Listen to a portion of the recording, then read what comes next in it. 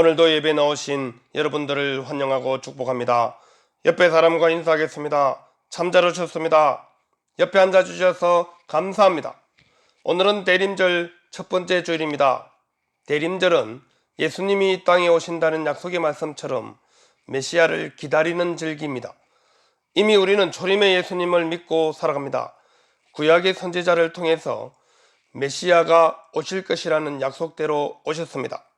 그래서 우리는 성탄절을 기념하고 중요한 날로 여기고 있습니다.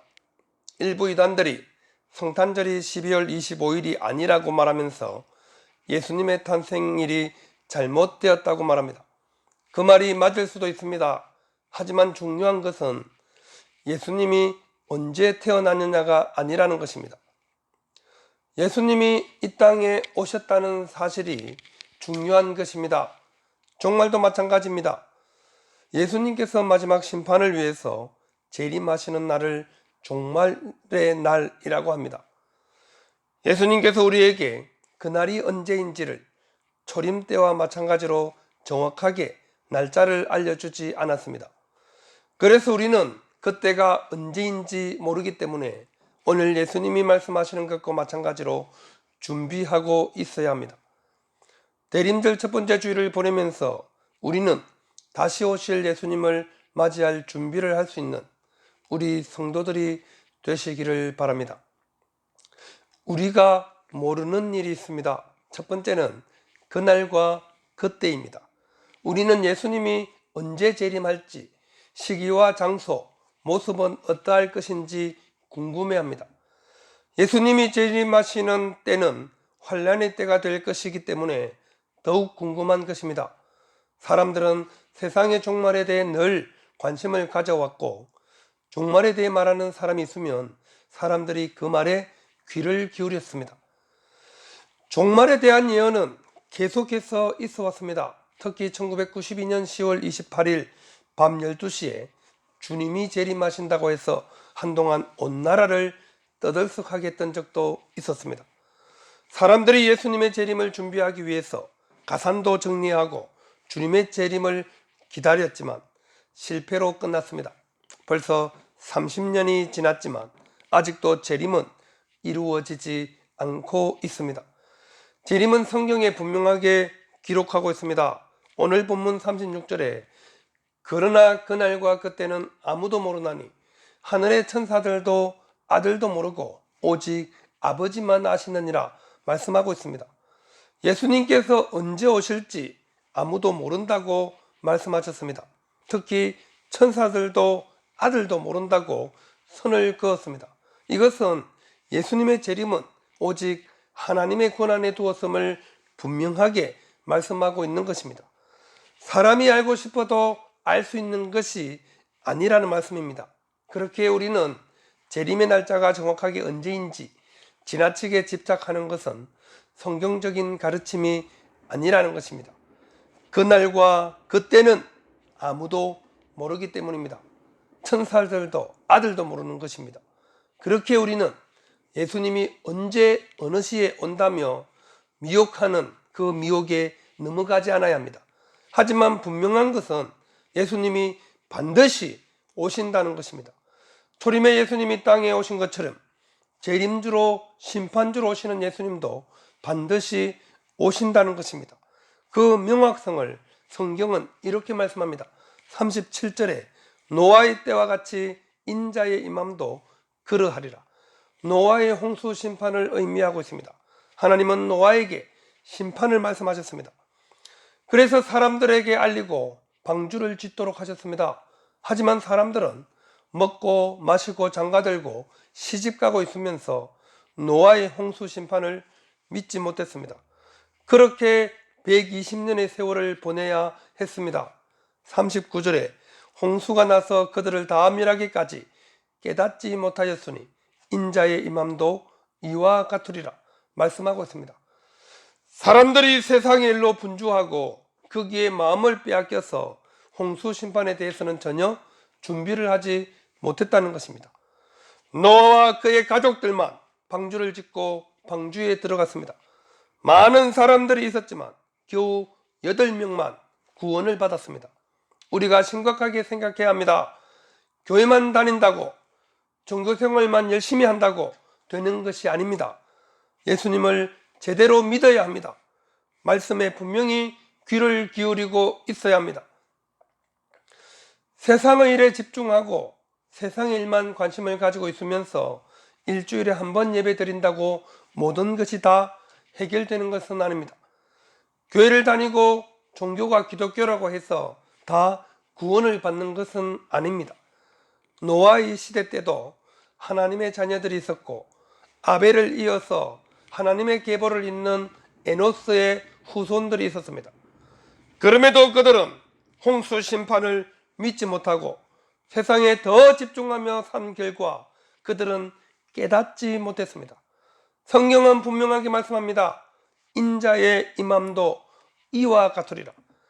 재림하시는 예수님의 오심도 노아의 때와 같다는 것입니다.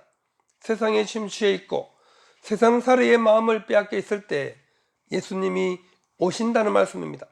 예수님은 심판주로 반드시 오심을 믿고 철저하게 준비해야 합니다. 두 번째, 우리가 모르는 것은 누가 데려감을 당하고 버려둠을 당하는지 모르는 것입니다. 누가 데려감을 당하고 누가 버려둠을 당할지 알면 너무나 좋을 텐데 우리는 그것을 모릅니다. 심판의 날에 사람들은 다 다르게 됩니다. 이전까지 함께 지냈던 사람들일지라도 그 향방이 달라지는 것입니다. 두 사람 중 한 사람은 데려가고 한 사람은 버려둠을 당한다고 하십니다. 데려감을 당하고 버려둠을 당하는 두 단어는 모두 수동의 형태입니다. 자기가 할 수 있는 것은 아무것도 없습니다. 오로지 심판자의 판단에 전적으로 달려있다는 말입니다. 세상에서 살아가는 모습은 완전히 똑같습니다. 두 사람이 밭에서 일을 하고 있고 맷돌을 갈고 있습니다. 외형적으로는 전혀 다른 것이 없습니다. 하지만 한 사람은 데려가고 한 사람은 버려둠을 당합니다. 어째서 이런 결과가 되었을까요? 외적인 조건으로 사람은 구원받는 것이 아님을 분명하게 말씀하고 있는 것입니다. 사람이 구원받는 조건은 그 사람의 영적 상태임이 분명합니다. 한 사람은 예수님을 믿고 믿음으로 산 사람이고 한 사람은 그냥 세상 속에서 열심히 일하며 세상의 것을 붙잡고 살아간 사람이라는 것입니다. 세상에서 살아가는 모습, 지위나 신분이나 재산과 학식은 마지막 심판날에 우리를 데려감을 당할지 버려둠을 당할지 결정하지 못합니다. 심판날에 우리가 구원받고 못 받고의 문제는 영적 상태가 결정하는 것이기 때문입니다. 믿음으로 사느냐, 믿는 척하며 사느냐의 문제입니다. 확실한 믿음으로 살면서 종말의 때를 준비하는 사람이 마지막 때에 심판의 날에 데려감을 당할 수 있습니다. 그러기 위해서 우리는 반드시 영적 상태를 체크하고 점검해야 합니다. 주가 어느 날에 임할는지 우리가 알지 못합니다. 예수님이 언제 올지 알면 우리는 어떻게 살아갈까요? 우리가 언제 죽는지 알고 있다면 우리는 이 세상을 좀 더 잘 살 수 있을까요? 아니면 더 엉망진창으로 살아갈까요? 하나님께서 우리에게 허락하지 않은 것이 내가 언제 죽는지 모른다는 것입니다. 그래서 병에 걸리든지 갑작스런 죽음에 직면했을 때 우리는 두려워하고 불안해합니다. 하지만 언제 죽을지 모르기 때문에 또한 열심히 살아가는 것입니다. 예수님의 재림도 마찬가지입니다. 예수님이 언제 임할는지 알지 못하는 것이 하나님이 우리에게 베푸신 은혜입니다. 또한 악하게 살아가는 사람들에게 하나님은 공정하게 심판하기 위함도 포함되어 있습니다. 언제 주님이 오실지 알면 사람들이 그 전까지 마음대로 살다가 주님 오시기 전에 믿음으로 살 수도 있기에 하나님은 심판의 때를 정해놓지 않았습니다. 자유로운 삶을 주시고 그 책임은 내가 지도록 하신 것입니다. 사람에게 죽음이 많은 것은 두려운 일이고 사람이 모든 것의 주인이 아님을 일깨워 주는 것입니다. 우리가 이 세상에서 마음대로 하고 사는 것처럼 보여도 결국 죽음의 문턱에 서면 우리는 겸허해지고 초라해질 수밖에 없고 무엇보다도 내 마음대로 되는 세상이 아님을 분명하게 알 수 있기 때문입니다. 그래서 예수님의 이 마음도 그렇다고 말씀하는 것입니다. 알지 못하기 때문에 우리는 준비하고 깨어 있어야 합니다. 우리가 해야 할 일이 있습니다. 첫 번째는 깨어 있으라는 것입니다. 예수님께서 언제 오실지 모르기 때문에 그날을 기억하고 그날을 준비해야 합니다. 믿음을 지속적으로 유지하며 항상 우리 삶의 주인이 있음을 인정하는 삶이어야 합니다. 심판주가 있음을 기억하고 영적으로 깨어 있어야 우리가 재림을 준비할 수 있습니다. 예수님께서 마태복음 25장에서 열처녀 비유를 말씀하신 것처럼 철저하게 등과 기름을 준비하고 있어야 신랑을 맞이할 수 있다는 것입니다. 깨어있으라 말씀하는 것은 그 날짜나 계산하고 앉아있는 모습이 아니라 살아가는 동안 이 땅에서 신실한 그리스도인으로 철저하게 살아가라고 말씀하는 것입니다. 경건의 모양만 가지고 살아가는 그리스도인이 아니라 경건의 능력을 가지고 살아가는 사람을 말씀하고 있습니다. 깨어 있어야 주님을 맞이할 수 있습니다. 두 번째로 우리가 해야 할 일은 준비하고 있으라는 것입니다. 예수님은 종말의 시기와 때는 아무도 알지 못하고 예측할 수 없는 것이라고 분명하게 언급하면서도 반드시 종말의 때가 있음을 말씀하고 있습니다. 그렇기 때문에 44절에 이러므로 너희도 준비하고 있으라 생각하지 않은 때에 인자가 오리라 말씀하고 있습니다. 반드시 오시는 예수님을 맞이하기 위해서 준비하고 있어야 함을 강조하고 있습니다. 세상의 종말이 온다고 해서 세상을 아무렇게나 살지 말고 믿음으로 깨어 있으면서 주님을 맞을 준비를 하라고 말씀하고 있는 것입니다.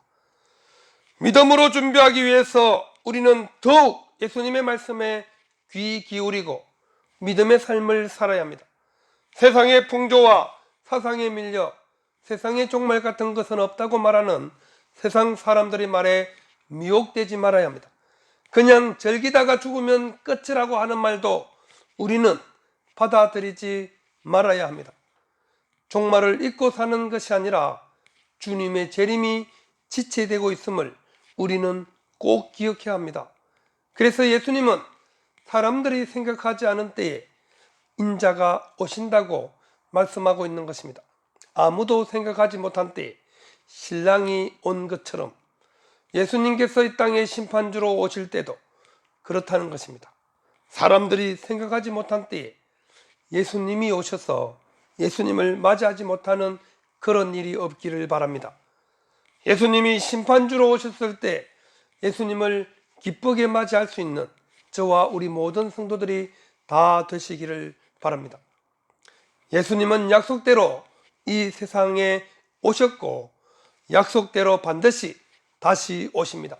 대림절 기간에 다시 오실 예수님을 맞이할 준비를 철저하게 할 수 있는 우리 모두가 되시기를 바랍니다. 말씀을 맺겠습니다. 하나님께서 그날과 그 때를 하나님 자신의 권한에 두셨습니다. 우리는 개인의 종말이든 우주적인 종말이든 그날과 그 때를 모르기 때문에 세상에서 행복하게 살아갈 수 있는 것입니다. 하나님이 우리에게 베풀어 주신 최고의 은혜입니다.